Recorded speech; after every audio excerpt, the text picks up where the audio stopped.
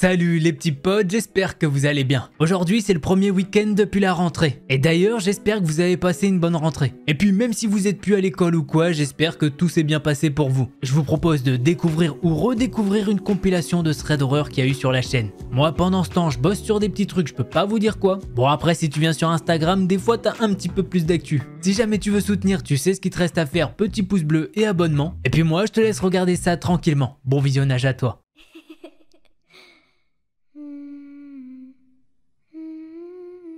L'histoire que je vais vous raconter, c'est celle d'une abonnée qui s'appelle Elodie. Lors de cette histoire, Elodie est en classe de 6e. Elle a donc 11 ans. Il faut savoir que maintenant, elle en a 22. Au cours de l'année de 6e, Elodie s'est rapprochée d'un garçon prénommé Théo. Elodie et Théo sont deux enfants amoureux.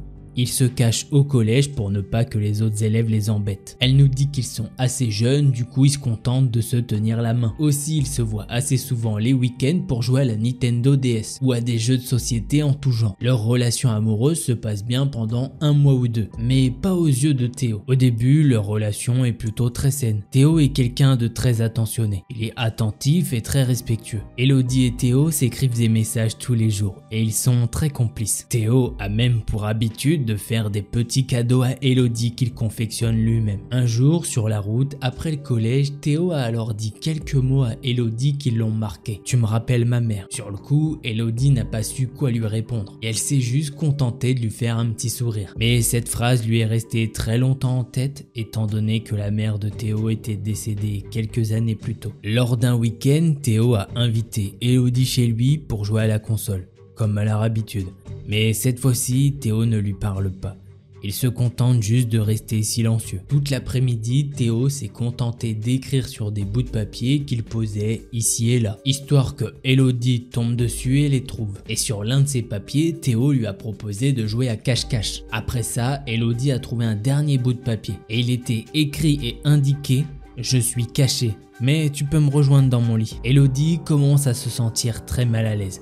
Car à 11 ans, ce genre de rapprochement ne fait pas partie des pensées d'une petite fille. Et toute cet après-midi-là, Théo n'a pas cessé d'essayer de s'approcher d'Elodie. Jusqu'au jour où Elodie a réalisé qu'il devenait très invasif et que leur relation changeait et que la tournure de leur relation devenait assez particulière. Théo a commencé à devenir très insistant avec Elodie et lui envoyait des messages à toutes les heures de la journée et même de la nuit. Il lui faisait des déclarations à n'en plus finir et il lui faisait d'innombrables cadeaux. Au collège, Théo passe son temps à observer Elodie, que ça soit en cours ou dans la cour de récréation. Dès que Elodie parle à un autre garçon, il lui envoie un message en lui demandant si elle l'aime toujours et si elle ne l'a pas oublié ou même si elle le trompe avec cette personne. À force, Elodie se sent de plus en plus oppressée par la situation. Elle a une gêne, elle n'arrive plus à respirer. Elle a alors décidé de rompre avec lui en lui écrivant une lettre. Lettre qu'elle lui a remise dans la cour du collège. Mais à partir de ce jour-là, les choses ont commencé à dégénérer. Théo lui a envoyé des messages très insistants. Au début, il parle de sa tristesse, puis de la tristesse née de la colère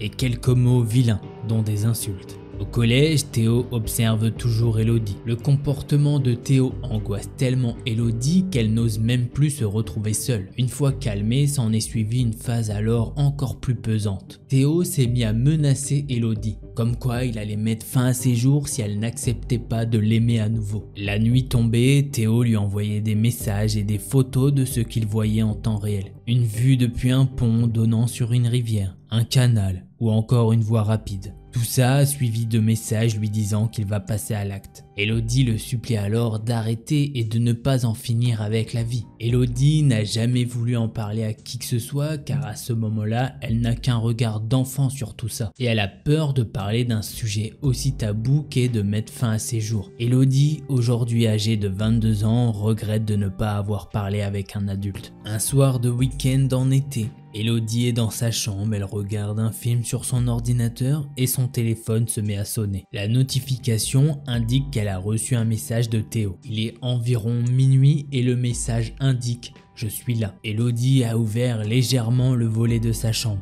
Bien que sur le moment, Elodie ne croit pas tellement qu'il soit là. Mais quand Elodie regarde vraiment à travers l'espace de ses volets, Elle a pu voir que Théo était bien là. Il est devant chez elle alors qu'il habite dans un petit village à 10 km de là. Il est venu en vélo et il se tient là, devant sa fenêtre. Son vélo étant posé un petit peu plus loin, il se met à fixer la fenêtre d'Elodie. Ce soir-là, Théo portait une chemise blanche. À partir de cette soirée-là, Théo est revenu régulièrement devant la maison d'Elodie pendant la nuit. Parfois, plusieurs fois par semaine. Il se met à écouter derrière la porte d'entrée et il envoie des messages audio de conversation que Elodie et ses parents ont eu. Théo prend des photos d'Elodie en douce et il la menace clairement de les diffuser si elle ne l'aime pas de nouveau. En parallèle, il continue de dire qu'il va mettre fin à ses jours et que Elodie ressemble vraiment à sa mère, qu'elle a les yeux de sa mère, les mêmes cheveux, la même bouche. L'enfer qu'a vécu Elodie a duré pendant 2 ans, mais Elodie n'a jamais osé en parler autour d'elle. Un jour, en revenant du collège, Elodie a trouvé une enveloppe brune dans son sac d'école. Cette enveloppe contenait de nombreux dessins signés de la part de Théo. Il a dessiné le chien d'Elodie,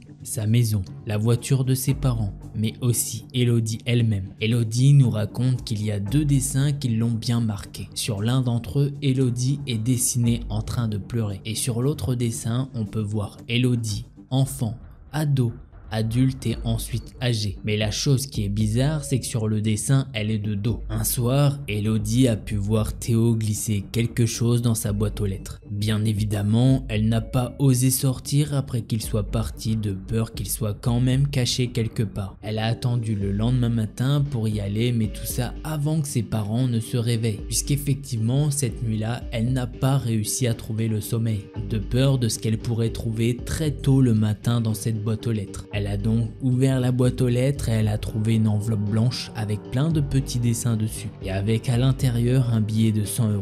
Théo a également écrit « Tu en auras bien plus besoin que moi ». Dans la même journée, Elodie a reçu un message de la part de Théo en lui disant « Je vais déménager à 20 km d'ici ». À partir de ce jour-là, Elodie n'a plus de nouvelles de Théo. On va maintenant se téléporter dans le temps et on va se retrouver il y a 2 ans, le jour de l'anniversaire d'Elodie. Elle reçoit un message d'un inconnu qui lui dit « Bonsoir, juste un petit message pour te dire que l'accomplissement de ton travail est une immense source de respect et d'inspiration. Vivre pleinement pour sa passion à cœur ouvert est aussi bien remarquable qu'admirable. En te souhaitant une très bonne continuation. » Elodie a donc répondu à ce message avec des remerciements et en lui demandant qui c'était. Mais cette personne lui a répondu pas besoin avec un smiley chut. En voyant cette réponse, Elodie a directement pensé à Théo. Mais elle n'a aucun moyen d'en être certaine. Elodie a fait quelques recherches à son sujet et elle a pu voir qu'il n'habitait plus qu'à 5 km d'elle. Après tant d'années, elle doit avouer qu'elle se sent encore observée quand elle retourne chez ses parents ou encore lorsqu'elle marche seule dans la rue dans la nuit. Elle a également peur qu'un jour il la retrouve et qu'il lui fasse du mal. Et en nous écrivant ce thread, Elodie est tombée sur le CV de Théo sur internet. Et effectivement, le numéro de téléphone sur son CV correspond bien au numéro qui lui a envoyé le message. Forcément, elle en a froid dans le dos. Et voilà, c'est ainsi que se termine ce premier thread d'horreur.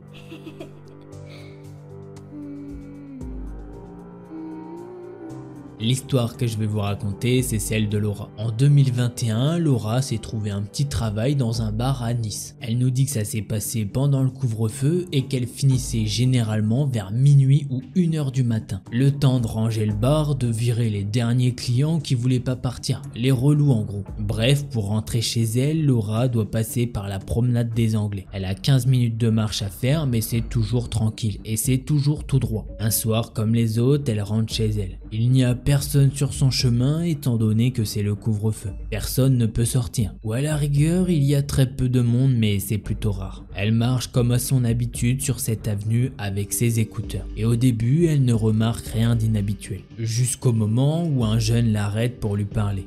Il la drague et quand Laura le comprend, elle le remballe gentiment et elle se met à avancer.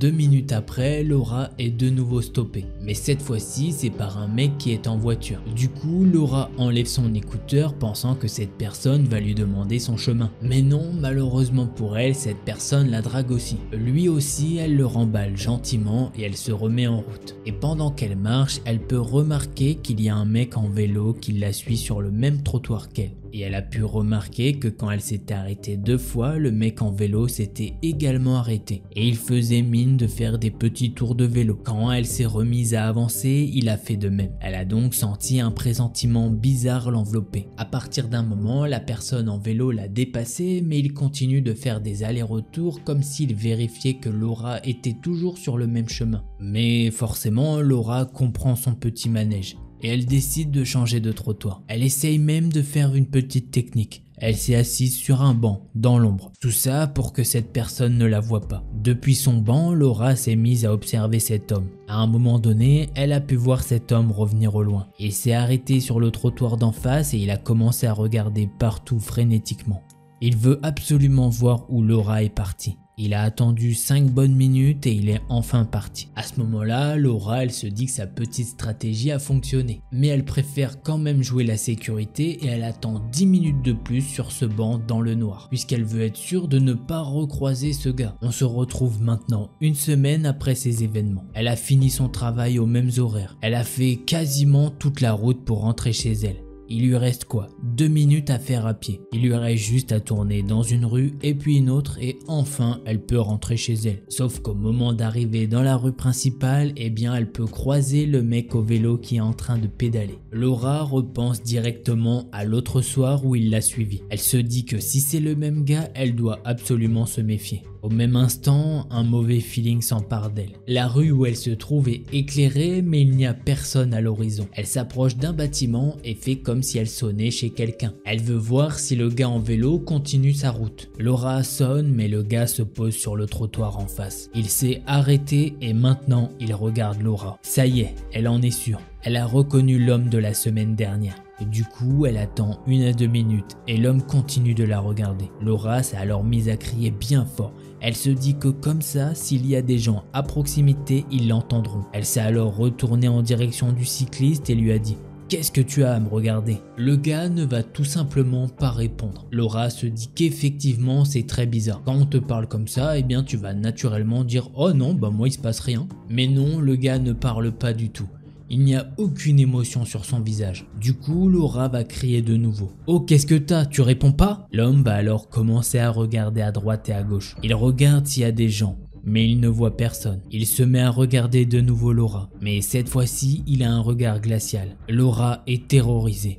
Personne ne l'a jamais regardée comme il est en train de la regarder. Laura nous dit qu'elle a l'habitude de se faire draguer dans la rue, mais là le gars ne dit rien et il est sans émotion. C'est sûr, cet homme n'est pas là pour la draguer, loin de là. Bref, pendant tout ce temps-là, sur le trottoir d'en face, l'homme continue de la regarder. Laura s'énerve et elle crie « Va te faire voir, casse-toi !» Juste après avoir crié ça, Laura peut voir 2 jeunes filles de son âge rentrer dans la rue. Laura va alors s'approcher de ces 2 jeunes filles et leur dire « Faites attention, ce mec est bizarre, il fait que de me suivre depuis tout à l'heure. » Étant donné que Laura est hyper stressée, eh bien son message n'a pas forcément été capté par les 2 jeunes filles. L'une d'entre elles va alors lui dire « Calme-toi, on n'a rien compris à ce que t'as dit. » Laura a alors répété ce qu'elle avait dit mais bien plus fort, comme ça tout le monde peut entendre. L'une des filles va alors dire à Laura « Ah mais on pensait que tu le connaissais. » Laura répond alors que non, elle ne le connaît pas et que ce fou la suit depuis tout à l'heure et qu'il est très bizarre. L'homme à vélo va alors les regarder et va leur faire un signe de la main bien froidement et il se barre en pédalant. Les 2 jeunes filles ont alors accompagné Laura chez elle et pendant le trajet, l'homme continuait de faire des allers-retours avec son vélo. Voilà, c'est ainsi que se termine ce 2e thread d'horreur.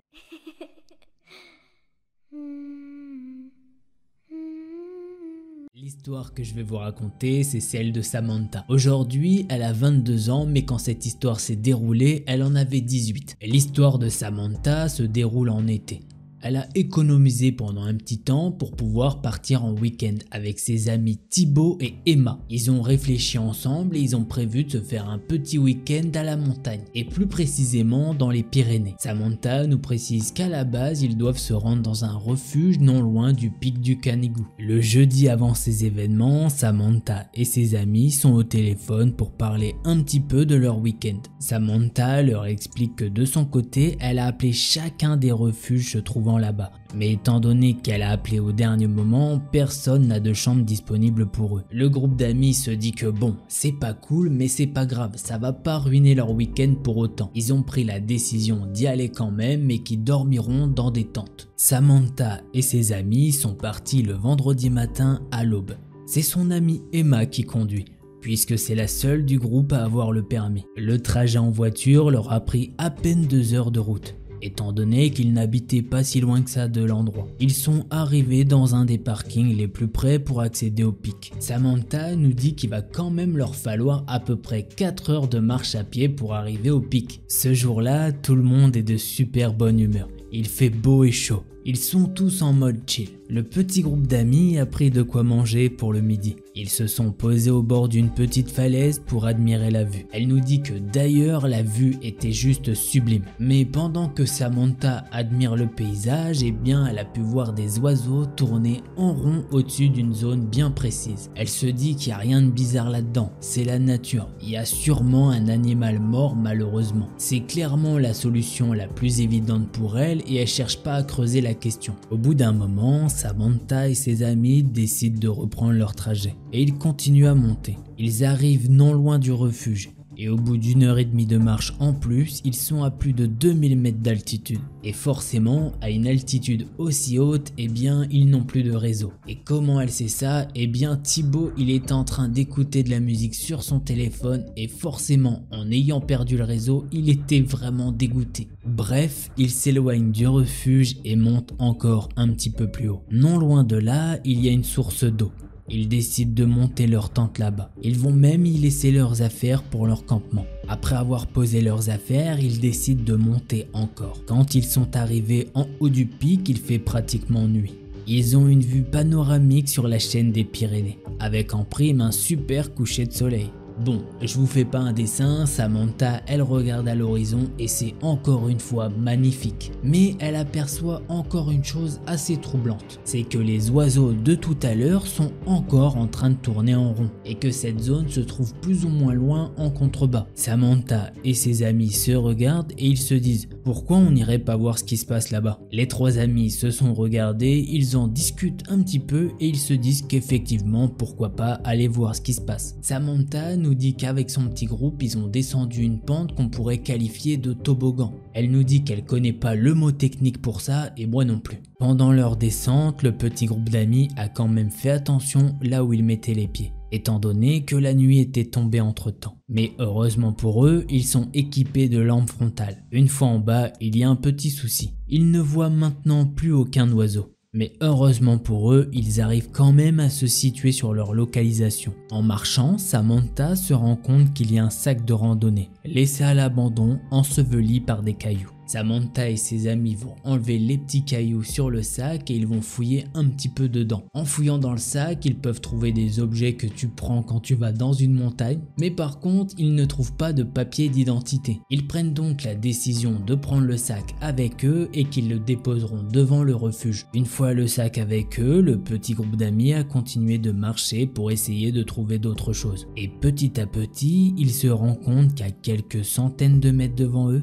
il y a un groupe de personnes avec des vêtements sombres. De ce qu'ils arrivent à voir, chacun des individus là-bas porte une torche dans sa main et ils ont l'air de répéter une sorte de prière. En voyant ça, Samantha et ses amis vont se regarder et ils vont très vite prendre la décision d'éteindre leur lampe frontale et d'écouter ce qui se passe. Le groupe d'amis observe la situation et les personnes devant eux sont en cercle et quelque chose se trouve au milieu de ce cercle. Étant à une certaine distance, ils n'ont jamais réussi à déterminer ce qui se trouvait au milieu du cercle. Puisque oui, Samantha et ses amis n'ont jamais osé s'approcher de ces gens. Surtout qu'à ce moment-là de la soirée, ils ont une certaine petite hypothèse. Dans leur tête, c'est un groupe de potes qui se tapent un délire bizarre et qui sont sûrement sous des petites substances. Ils décident donc de rebrousser chemin et de repartir en direction de leur tente. Au passage, ils ont déposé le sac à dos devant le refuge, puisqu'il est tard et que le refuge est déjà fermé. Une fois dans leur tente, ils ont discuté un petit peu mais sont assez vite partis dormir. Le lendemain matin, ils se sont réveillés pour aller prendre le petit déjeuner au refuge. Une fois arrivés sur place, Samantha demande à la dame de l'accueil s'ils ont bien reçu le sac à dos, celui qui se trouvait devant la porte. Mais la dame de l'accueil lui dit « Mais de quel sac à dos vous parlez ?» Le groupe d'amis va alors expliquer qu'ils ont trouvé un sac à dos, mais qu'il n'y avait personne aux alentours. Au fur et à mesure de la discussion, ils ont appris une terrible nouvelle. La gentille dame de l'accueil leur a expliqué qu'un homme était recherché, puisque oui, un homme avait disparu depuis plus de 24 heures et que c'était probablement son sac à dos. L'homme en question n'a jamais été retrouvé, mais le sac non plus. Aujourd'hui encore, Samantha ne peut pas s'empêcher d'y penser. Elle se dit que c'était peut-être cet homme qui était au milieu du cercle de feu et que toutes ces personnes qui répétaient une prière bizarre étaient peut-être en train de faire un sacrifice. Voilà, c'est ainsi que se termine ce thread d'horreur.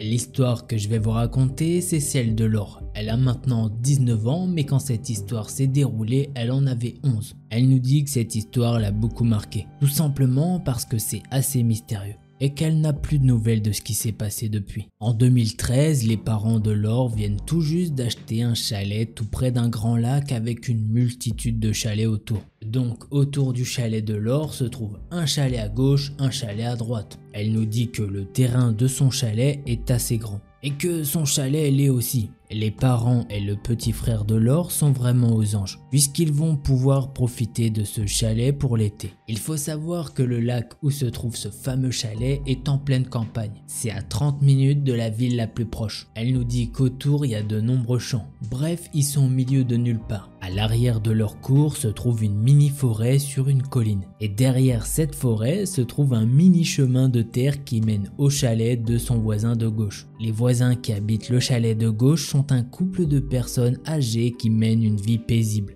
Et l'autre chalet à droite n'est plus habité depuis 2001. C'est une vieille bâtisse de couleur rouge. Elle a été abandonnée depuis pas mal d'années. Et le monsieur qui possède ce chalet est un ami de ses parents. Le contexte étant posé, on passe au vif du sujet. Le jeudi 18 juillet 2013, les parents de Laure ont invité plusieurs amis à eux à venir prendre une bière chez eux. Le petit frère de Laure, âgé de 9 ans à l'époque, profite de cette occasion pour inviter son ami dans leur chalet. Petit frère que l'on va appeler Thomas pour l'occasion. Le pote de Thomas arrive et il s'installe. Les parents sont dehors, c'est la belle vie quoi. Le pote de Thomas propose à celui-ci d'aller jouer dans la petite forêt dans l'arrière-cour. Thomas accepte et ils partent jouer dans cette forêt. Pendant ce temps-là, Laure nous dit que elle s'emmerde de son côté. Elle décide alors de sortir son iPod pour écouter de la musique. Et en même temps, elle décide de se rendre dans la cuisine, étant donné que tout le monde est dehors. Comme ça, elle pourra dessiner tranquille peinard. 20 minutes plus tard, elle entend son frère et son ami rentrer en vitesse dans le chalet. Ils sont essoufflés et ils transpirent. Le petit frère de Laure la regarde et il se dirige vers elle.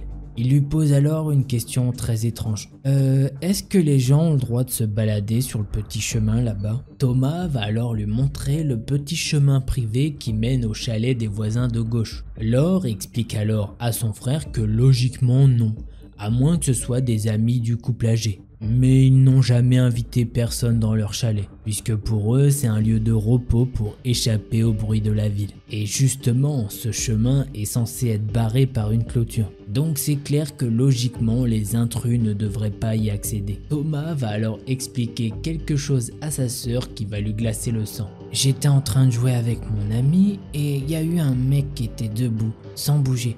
Il était tout droit, au beau milieu du chemin de terre. Il nous a regardé pendant 20 minutes, moi et mon ami. J'ai vraiment peur, Laure. En plus, on aurait dit qu'il parlait tout seul. Il est vraiment bizarre. En plus, il a un tatouage de serpent dans le cou.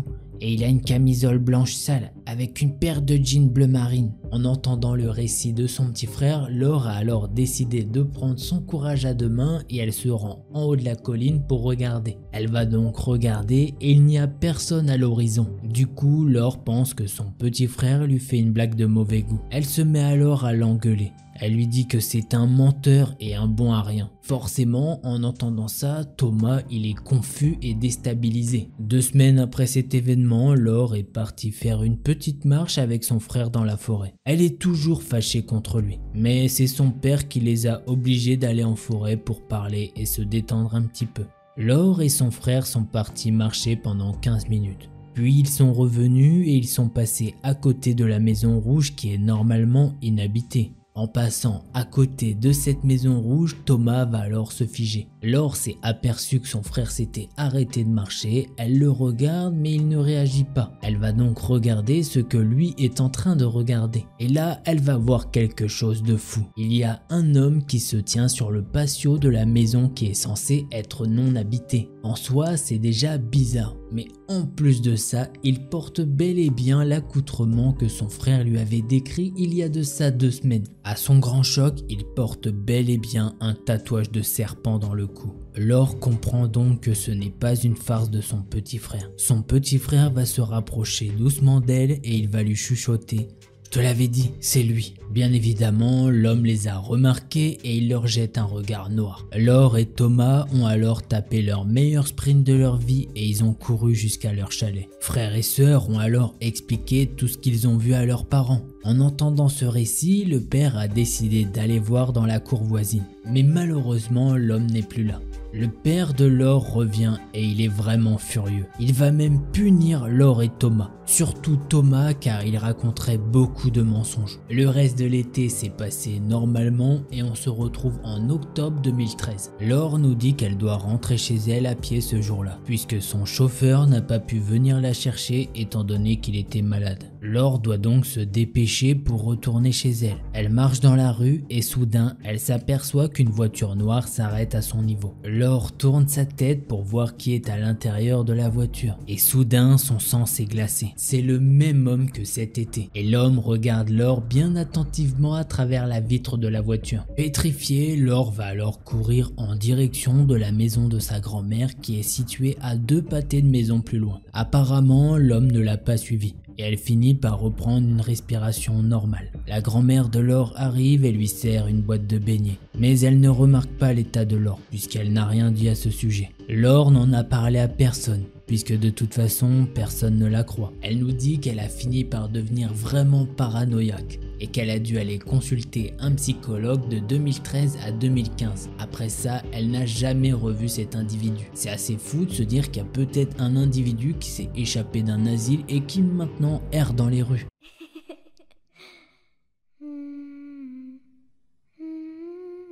L'histoire que je vais vous raconter, c'est celle de Aurélien. Un soir, Aurélien se trouve chez un gars de sa classe pour travailler sur un projet de groupe qu'ils ont à rendre pour le lendemain. De base, Aurélien vit dans un appartement dans la ville où se trouve son université. Et le pote d'Aurélien, lui, il vit chez ses parents. Ils ont une maison qui se trouve en hauteur, un petit peu isolée de la ville. Pour se rendre chez lui, il faut emprunter une route étroite à double sens et relativement isolée sur environ 8-9 km. Aurélien et son ami ont commencé à travailler sur le projet vers 18 h. Et même après avoir fini leurs travaux, Aurélien est resté un petit peu chez lui. Aurélien a quitté la maison de son ami assez tard. Vers 23 h, Aurélien a commencé à prendre la route en direction de son appartement. Et Aurélien est assez honnête avec nous et il nous dit que sur le coup il n'avait pas réalisé que franchement cette route elle serait dure à conduire de nuit. Il n'y a vraiment pas de lampadaire tout le long de la route et surtout elle est vachement mal entretenue. Il y a des trous partout, c'est un vrai calvaire. En plus de ça, il n'a pas de réseau sur son téléphone. Comme je vous l'ai dit, il doit donc conduire très lentement pour s'assurer de ne pas crever un de ses pneus. Sachant qu'il a utilisé sa roue de secours il y a quelques semaines auparavant. Aurélien pense qu'il a fait environ 5 km depuis la maison de son pote quand il fait un virage serré. Après avoir fait ce virage serré, il peut apercevoir sur la route une camionnette suivie d'une caravane qui sont en diagonale sur la route. Et vu la façon dont sont placées la camionnette et la caravane, la route est totalement barrée. C'est impossible de la contourner étant donné qu'il y a un ravin des deux côtés de la route. La seule solution pour Aurélien à l'heure actuelle, c'est de faire demi-tour. Heureusement, il a un petit peu de chance, derrière lui il y a une voie de garage. Au début, Aurélien n'arrive pas à voir ce qui se passe à l'intérieur de la caravane. Mais lorsqu'il allume un de ses feux de route, il a pu voir un homme affalé sur le siège du conducteur. La tête appuyée contre le volant, comme s'il avait été assommé après un mauvais accident. Aurélien a directement senti que quelque chose n'allait pas. La façon dont la camionnette s'est arrêtée par soi-disant accident est dans une position qui bloque totalement la route. Pour Aurélien, ça sent clairement la merde. Aurélien, il est pas bête et il a déjà entendu des histoires dans ce genre. Comme quoi, il y avait des gens qui faisaient les morts pour essayer d'attirer les gens naïfs hors de leur voiture et pour pouvoir voler leur véhicule. Il a donc décidé qu'il tomberait pas dans ce piège et il décide alors de faire demi-tour. Il veut se rendre chez son pote pour lui expliquer la situation. Aurélien commence alors à faire une marche arrière, mais il continue à garder un œil sur la caravane devant lui. Il est pratiquement au niveau de l'allée du garage et il se met à regarder devant lui. Là, son cœur fait un énorme bond. L'homme qui était affalé sur le siège conducteur, la tête dans le volant, marche maintenant vers la voiture d'Aurélien. Il marche à une allure très pressée. En même temps, Aurélien peut voir des hommes sortir de la caravane et ils se mettent tous à courir en direction d'Aurélien. Forcément, il est en pleine panique et il commence à accélérer le pas pour faire sa marche arrière. Et malheureusement, dans le processus, il a endommagé le châssis de sa voiture. Aurélien commence à mettre la marche avant pour se rendre chez son pote quand il peut voir quelqu'un du côté passager. Le gars essaye de tirer la poignée comme un fou. Dieu merci, Aurélien l'avait verrouillé. Aurélien, il a pu voir le visage de cet homme mais vraiment très brièvement. Et du coup, il a pu apercevoir sur le visage de cet homme quelques petites brûlures. Et franchement, il veut pas être méchant mais il pense que cette personne était sûrement sous substance. Il accélère la voiture et il ne s'est arrêté que lorsqu'il s'est retrouvé devant la maison de son pote. Bien évidemment, il regarde constamment dans son rétroviseur pour voir si ces gars le suivent. Heureusement pour Aurélien, ils ne l'ont pas suivi. Quand il est arrivé chez son pote, il a expliqué ce qui s'était passé. Ils ont alors appelé la police. Heureusement, vu la situation, les parents de son ami l'ont laissé dormir sur place. Les policiers, quant à eux, ils n'ont trouvé personne correspondant à la description. Et ils ont dit à Aurélien qu'il serait à l'affût de véhicules similaires et d'activités suspectes dans le coin. Et Aurélien, il nous dit qu'en repensant à cette histoire, il est toujours choqué. Quand il y repense, il a toujours cette même montée d'adrénaline quand il pense au gars qui était du côté passager qui essayait d'ouvrir la porte. Voilà, c'est ainsi que se termine cette deuxième histoire. Aurélien a totalement raison, je sais pas s'il a déjà regardé des threads d'horreur ou quoi, mais c'est déjà arrivé pas mal de fois. Donc heureusement qu'il a pas été naïf et qu'il est pas tombé dans leur panneau, car clairement c'est pas des gens bienveillants. Allez, on passe à la troisième histoire.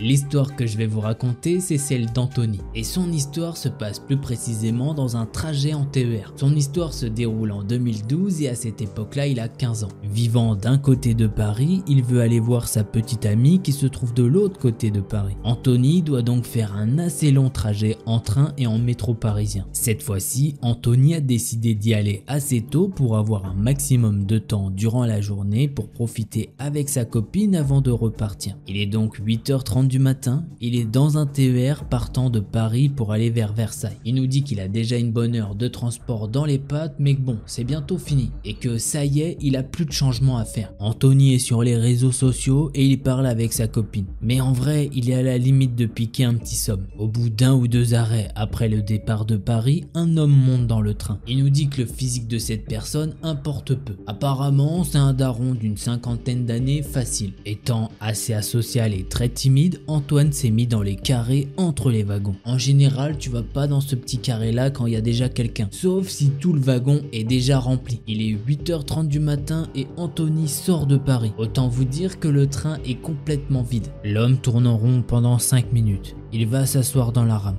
Mais il préfère venir s'asseoir à côté d'Antoine. Oui, cet homme est assez bizarre. Anthony ne le connaît pas du tout. Anthony, il comprend rien du tout à la situation. Pourquoi le mec vient s'asseoir à côté de lui alors que tout le wagon est complètement vide? Et pour ne rien arranger, cet homme va alors commencer à discuter avec Anthony avec des petites banalités. Bonjour, tu vas où? Tu fais quoi dans la vie? Moi je suis célibataire. C'est chiant. À ce moment-là, Anthony n'a qu'une seule envie, franchement, c'est que ce mec le lâche. Il essaye d'esquiver les questions et à un moment, il lui dit ouvertement au départ, si je me suis mis là, c'est pour être tranquille, peinard. Mais malheureusement, cet homme trouve toujours quelque chose pour le relancer sur un nouveau sujet de discussion. Cet homme a d'ailleurs commencé à s'étendre sur sa solitude et ses ex, sur le fait qu'il a été en prison et que maintenant, il est seul. Et que la prison n'était vraiment pas facile. Il a ensuite enchaîné en disant « Tu as de belles mains, tu sais ». En entendant ça, Anthony, il en reste bouche bée. Il en croit pas ses oreilles. L'homme va alors enchaîner en disant « Ah, tu fais du piano, ça se voit. T'as de jolies mains longues. Ça doit être pratique pour te toucher. Honnêtement, Anthony, en entendant ça, il bug totalement. Mais l'homme ne s'arrête pas du tout là. Si je te donne de l'argent, tu veux bien me toucher? En prison, t'aurais été une star avec des mains pareilles. T'aurais eu tout ce que tu voudrais. Moi, je faisais d'autres trucs. Anthony commence à être vraiment gavé et il voudrait que ce mec le laisse tranquille. Il se met donc à réfléchir très vite à un moyen de se retrouver seul puisque là ça devient chelou voire même dangereux. Puisque l'homme commence à lui prendre les mains et il se met même à le caresser. Anthony réfléchit à toute vitesse pour savoir s'il a donné certaines informations de là où il descend. Mais non, il ne pense pas l'avoir fait. En réfléchissant, Anthony a trouvé une certaine solution. Il veut descendre 2 stations avant celle initialement prévue. Il commence donc à se préparer pour descendre. L'homme va alors se plaindre et lui demander de rester. Il lui dit même: je peux faire mieux que ta copine, tu sais. Arrivé à une certaine station, il descend sur le quai, mais il va faire quelque chose d'assez fou. Il va se mettre à courir sur 4 rames et il va remonter dans le train. Une fois arrivé à destination, il a signalé cet homme. Et voilà, c'est ainsi que se termine cette histoire. Et bah mon petit pote ou ma petite pote, ça me fait hyper plaisir que tu sois resté jusque là. On n'a pas vu le temps passer ensemble, hein. Bon, je pense qu'on est resté assez de temps ensemble. Si jamais tu veux soutenir, tu connais, petit pouce bleu et abonnement. Et si jamais tu veux encore plus de threads d'horreur, je t'invite à aller voir un de ces deux là. Allez, en attendant la prochaine vidéo, portez-vous bien. Tchuss les petits potes.